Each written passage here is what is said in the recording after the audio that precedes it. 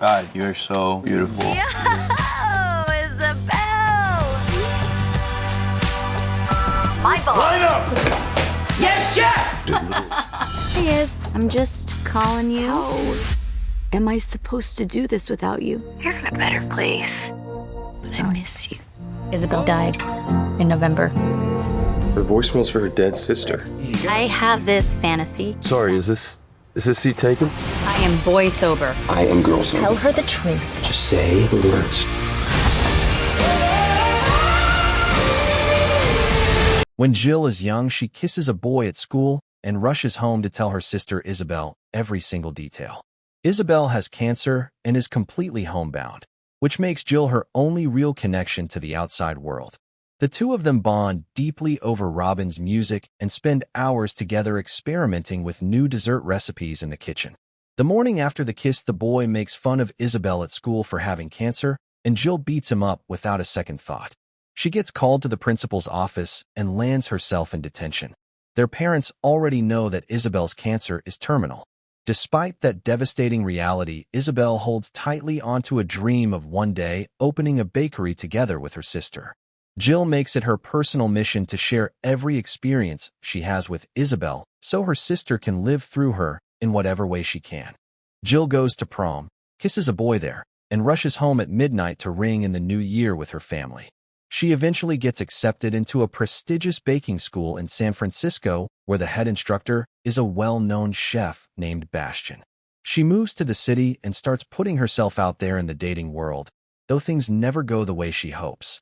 One date shows up with pink eye, refuses to accept that it is contagious, rubs his eye, and then touches her face. She bolts immediately and calls Isabel to tell her the whole ridiculous story. At school, Jill quickly notices she is constantly being assigned to cut kumquats while everyone else gets more interesting tasks. Bastian presents himself as warm and encouraging in front of the class, but is a completely different and much harsher person behind closed doors. Several of her male classmates make her daily life difficult and look for any opportunity to sabotage her work. The only one who treats her with basic decency is a classmate named Arthur. If you made it this far, don't forget to leave a like and subscribe. She vents about all of it to Isabel regularly, and Isabel listens with genuine happiness, telling her she is glad Jill has the kind of life and freedom she herself will never experience. Then Isabel drops some heavy news. Her latest test results came back and the doctors are recommending a lung transplant. Things are not looking good. Jill immediately says the doctors must be wrong and tells her she is coming straight home. Isabel talks her out of it and reminds her she will be back for the holidays in just a week. Jill agrees reluctantly and says she will see her soon. That evening, Jill goes on another date that turns out to be just as disappointing as the last one. She is sitting through it when she notices she has missed several calls from her mother. She calls back, and her mother tells her to come home right away. Jill rushes to the hospital. Her mother meets her and tells her that Isabel's oxygen dropped suddenly and she crashed. Jill assumes she must be in a critical state and asks where she is. Her mother tells her gently that Isabel is gone. Jill cannot take it in. She looks around the hospital in a daze before completely breaking down in her parents' arms. She gives a heartfelt speech at Isabel's memorial. Never ever complained. She was beyond that. She tells everyone she feels lucky their paths crossed in this lifetime, and that having Isabel as her sister was one of the greatest gifts she ever received. She talks about their shared dream of opening a bakery and makes a quiet promise to still make it happen. Back at her apartment, she sits alone and listens to every voicemail Isabel ever left her over the years, hearing her voice fill the room one message at a time. Life is painful and nothing is going the way she imagined, but she keeps moving forward. One night, she sits alone on a bench and decides on impulse to leave a voicemail for Isabel's old phone number. It is the only place she knows how to put her feelings. What she does not know is that the number has recently been reassigned as a work cell to a man named Wes. When the voicemail comes through, his girlfriend is nearby and asks who called. He tells her it is work and slips into the bathroom to listen privately. Jill pours her heart out in a completely unfiltered and slightly drunken confession, and it genuinely catches Wes off guard and amuses him. The next evening at the bakery, Arthur asks Jill out on a date. They go to a restaurant, and he asks about a recent break she took from school. She opens up and tells him about Isabel. He barely registers what she is saying and quickly steers the conversation back to himself, talking at length about his baking skills and his plans to become Bastion's next head chef. Meanwhile, Wes is out with his girlfriend Tessa, and things are not going smoothly there either. She gets upset that he keeps wanting to slow things down and tries to leave. He apologizes and convinces her to give it another shot. They go home, but the evening turns out chaotic and uncomfortable. Arthur and Jill also get intimate that night, but he suddenly asks her in a shaky voice to tell him everything is going to be all right, and then breaks down crying, which is a deeply strange and unsettling moment for her. The following morning at the bakery, Arthur comes up to Jill with a big smile and says he had a wonderful time and wants to take her out again. She turns him down. He immediately flips and becomes dramatic, accusing her of using him and throwing him away like he meant nothing. He tells her coldly that she is going to pay for it. Wes is a successful real estate agent, but he has been secretly using a colleague to hack into rival agents' systems and steal their clients. The colleague tells him this is absolutely the last time he will help with it. Jill is at a coffee shop when a man named Tyler strikes up a conversation with her. He says he just got stood up on a date and asks if she wants to join him. She agrees. When he tells her he runs a podcast, she immediately recognizes him as the host of a very popular show about modern dating. They are having a good conversation when his actual date walks in and explains she only stepped out to grab her phone. Tyler introduces Jill as a friend. Jill takes that as her cue and leaves the table. Tyler follows her outside and says he genuinely enjoyed talking to her and would love to meet again. She tells him she is trying to take a break from men, but he leaves his number just in case. Wes gets another voicemail from Jill where she tells him all about Tyler and how he seems like the perfect guy from a romantic comedy. It entertains Wes, but he decides it is finally time to come clean. Just as he is about to act, his boss walks in and the moment passes. Back at the bakery, someone has stuck a strand of red hair into one of the dishes. Bastion storms around demanding to know who did it. Nobody admits anything. He spots a red-headed student and decides it must be him even though the man insists he had nothing to do with it. Bastion fires him on the spot. Jill leaves another voicemail as usual, and it has become part of Wes's daily routine to listen to them when they arrive. Jill goes on a date with Tyler, and they have a genuinely good time. He talks about how toxic modern dating has become, and she tells him about her training under Bastion. As the evening goes on, she gets swept up in his charm. They go back to her place and start kissing, but Jill stops herself, tells him she has work to do, and sends him home. She immediately leaves a proud voicemail for Isabel announcing that she kept her head and did not let a man knock her off course. Then Tyler reappears at the door because he forgot his wallet and heard the whole thing. He says it does not put him off at all, and they end up spending the night together. Wes, who had been cheering Jill on throughout the voicemail, ends the message feeling genuinely deflated. The next morning, Jill notices Tyler has not sent a single text. She finds a podcast episode where he states plainly that if a man does not text after spending time with you, it means he has no real interest. She figures out quickly it was never anything more than a one-night situation for him.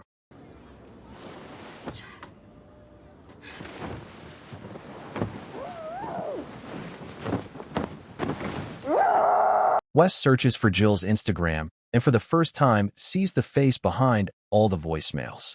He meets up with two close friends, Breda and Andy, who are engaged.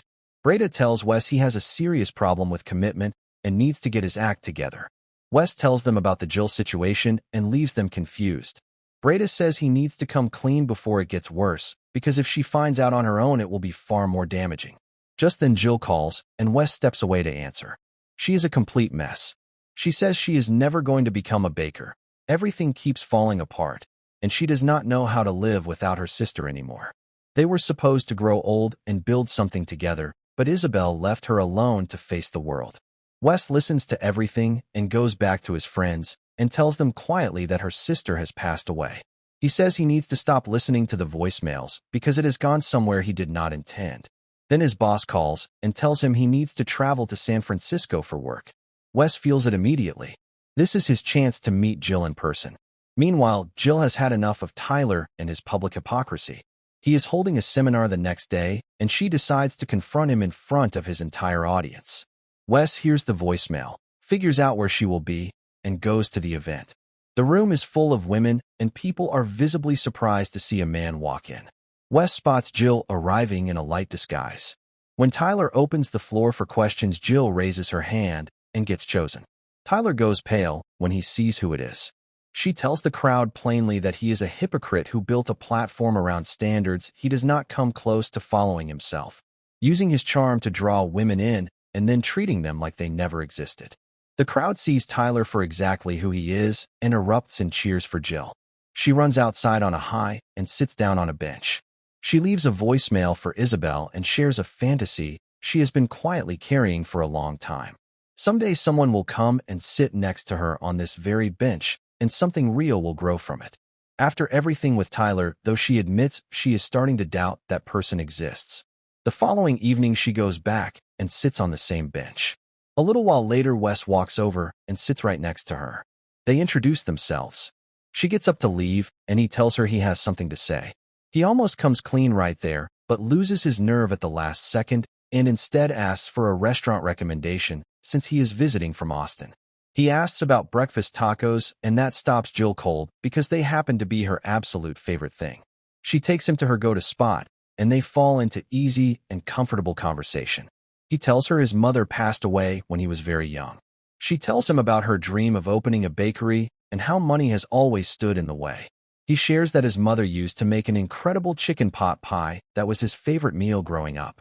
Before the evening ends, he suggests they stay in touch for the 2 weeks he will be in the city. Over those 2 weeks, they explore San Francisco together and fall into a genuine and growing friendship. But Wes still cannot find the right moment to tell her the truth about the voicemails.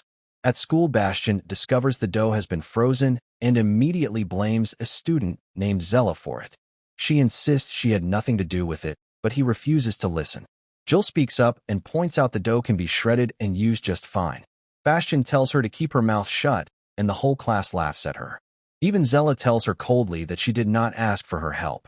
On a bus city tour with Wes, Jill opens up about how poorly Bastian treats the students. Wes tells her plainly that Bastian is just taking advantage of people who want something badly enough to put up with it. During the tour, the guide tries to entertain the passengers with jokes that receive not a single laugh. The silence becomes so painful the guide actually runs off the bus in embarrassment. Wes stands up, picks up the microphone, and after the driver tells him to sit down, asks for just 5 minutes. He starts telling jokes, and the entire bus erupts in laughter. He steps off the bus afterward, and Jill follows him and kisses him right there on the street. Back at her apartment, that evening Jill cooks through her entire planned menu for the future bakery.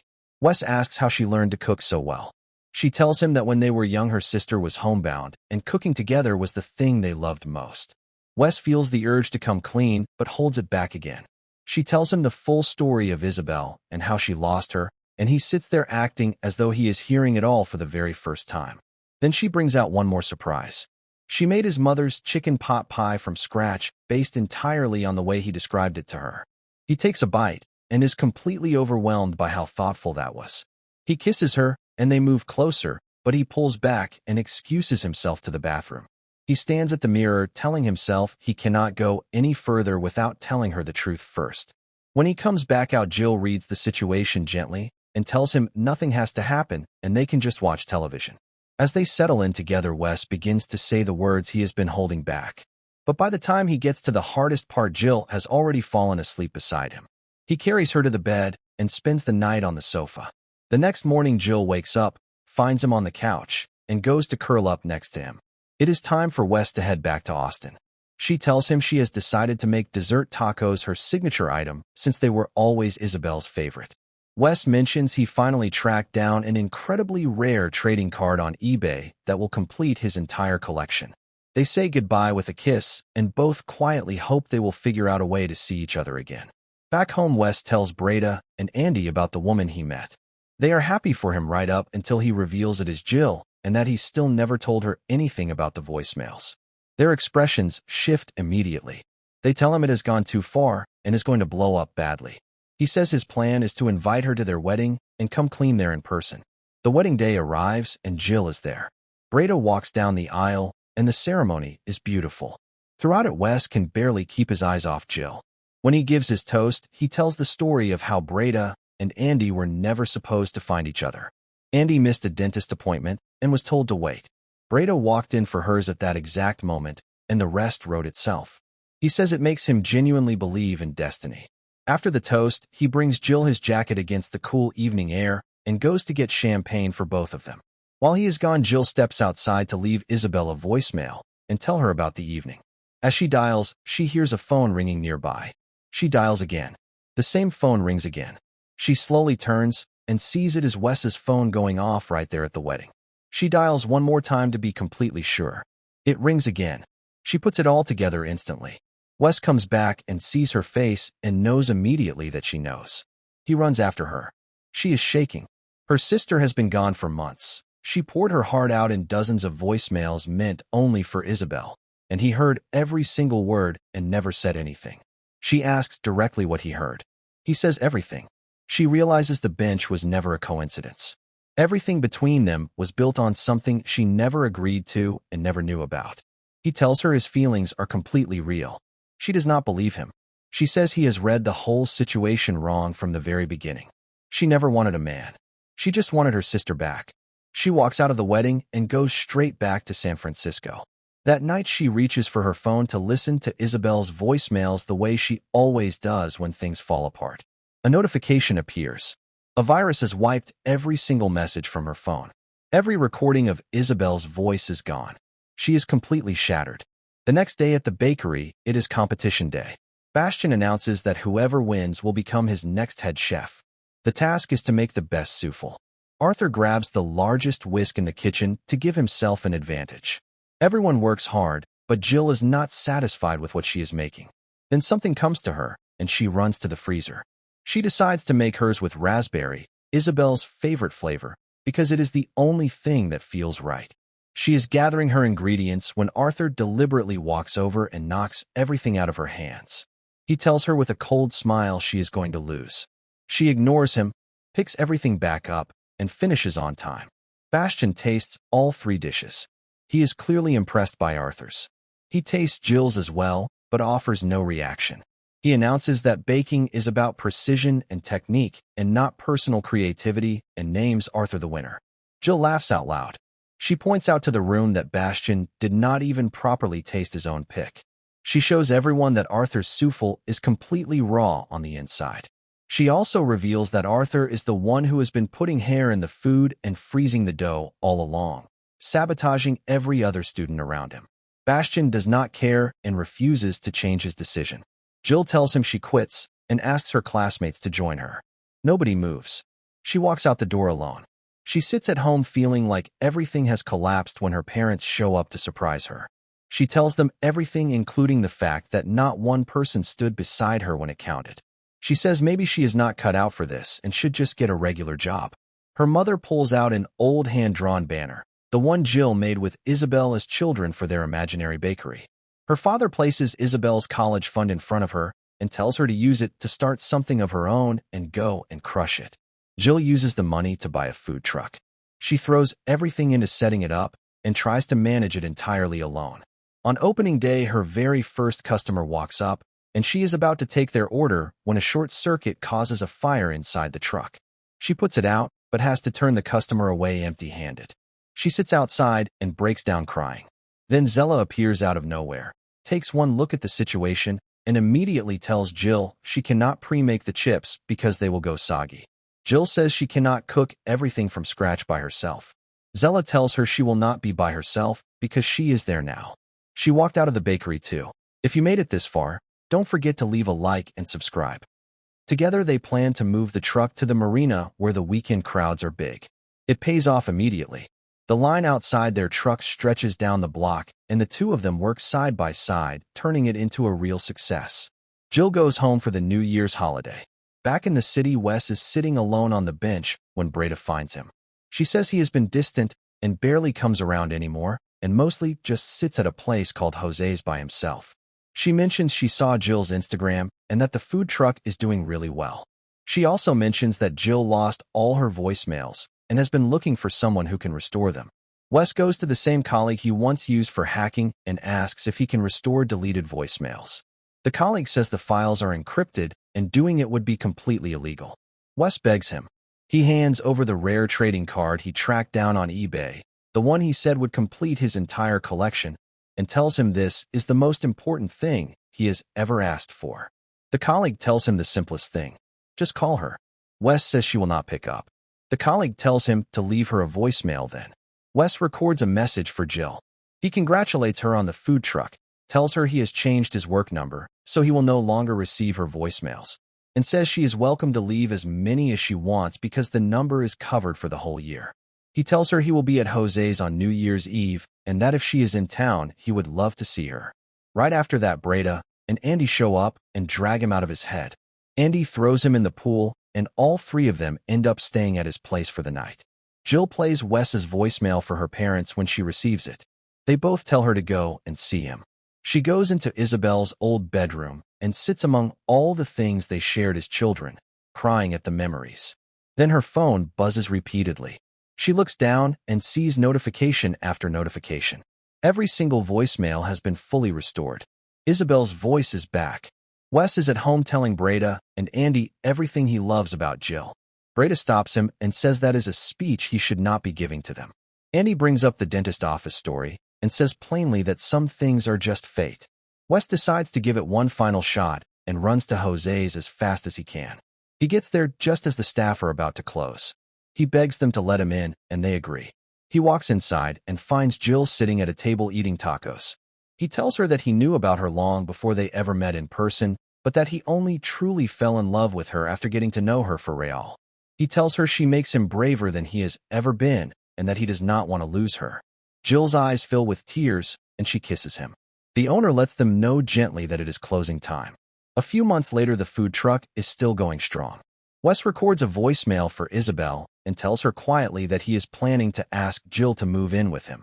He promises to take good care of her. Jill also leaves a voicemail and says it will be her last one.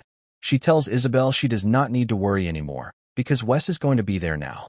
Just then, Robin's music starts playing from somewhere in the park nearby, the same music she and Isabel used to dance to as kids. Jill smiles and runs toward it, moving to the music the same free and joyful way she always did when Isabel was beside her. Wes is not a dancer at all, but he walks over and joins her anyway, so that she will not be dancing alone this time. They kiss at sunset exactly the way Jill always dreamed it would happen.